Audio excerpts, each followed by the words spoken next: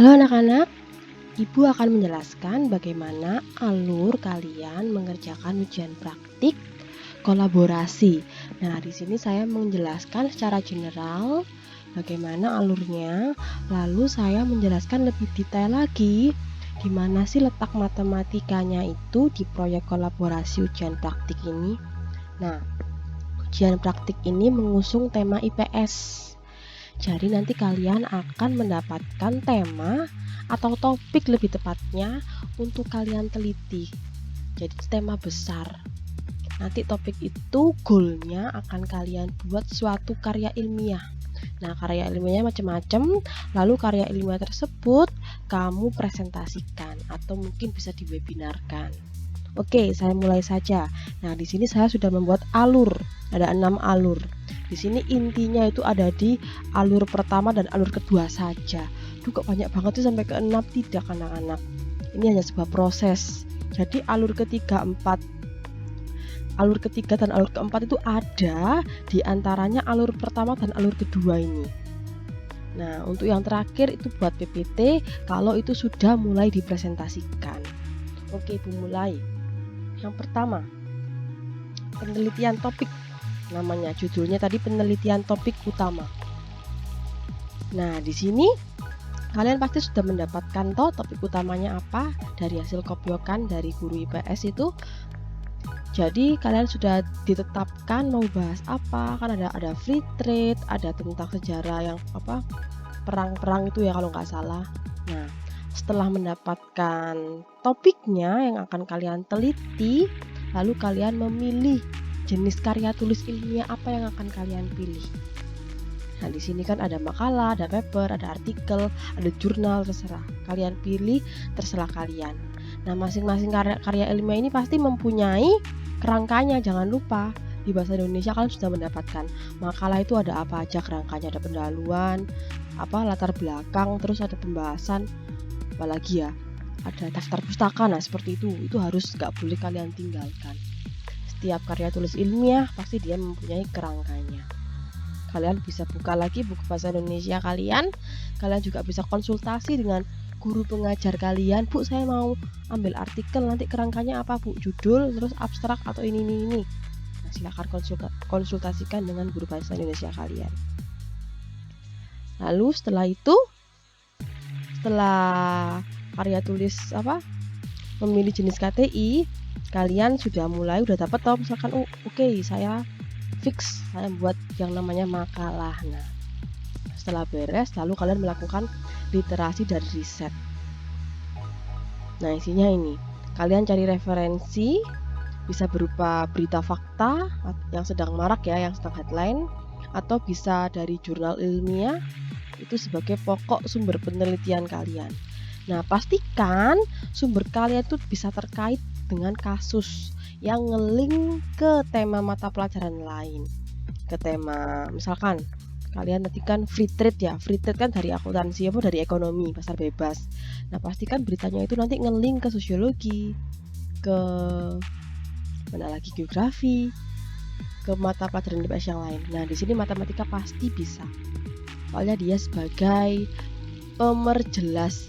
menjelaskan suatu fakta yang ada. Nanti akan Ibu jelaskan lebih lanjut. Oke ya. Jadi udah dapat literasinya. Lalu kita next. Dapat literasi yang ketiga. Nah, ini menyusun KTI sesuai dengan kerangka penulisannya. Ada pendahuluan, pembahasan, dan penutup. Lalu di mana Bu matematikanya? Nah, di sini anak-anak. Tadi yang pertama sudah selesai. Nah, kita ke math corner yang kedua.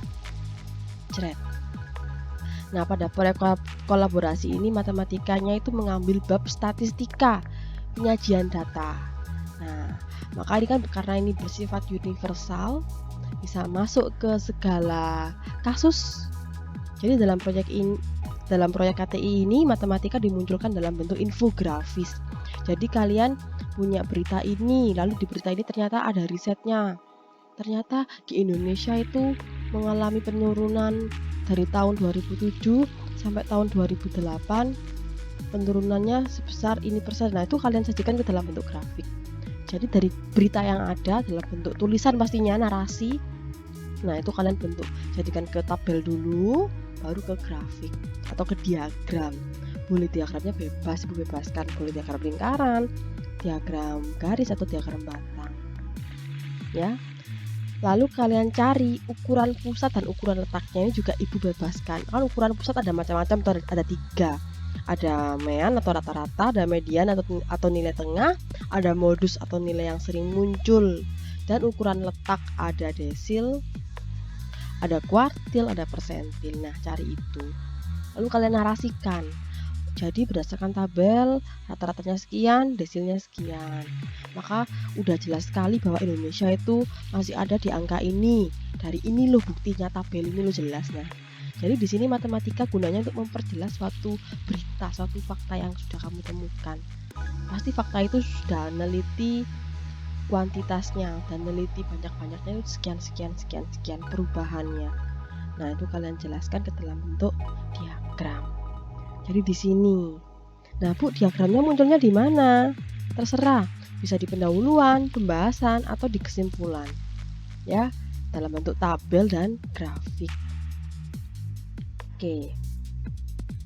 Lalu yang ketiga, nah, jadi yang pertama dan kedua itu intinya. Nah, kalian kan mengerjakan itu kan pasti nggak paham 100% bisa mengerjakan toh. Nah, yang ketiga ini proses konsultasi.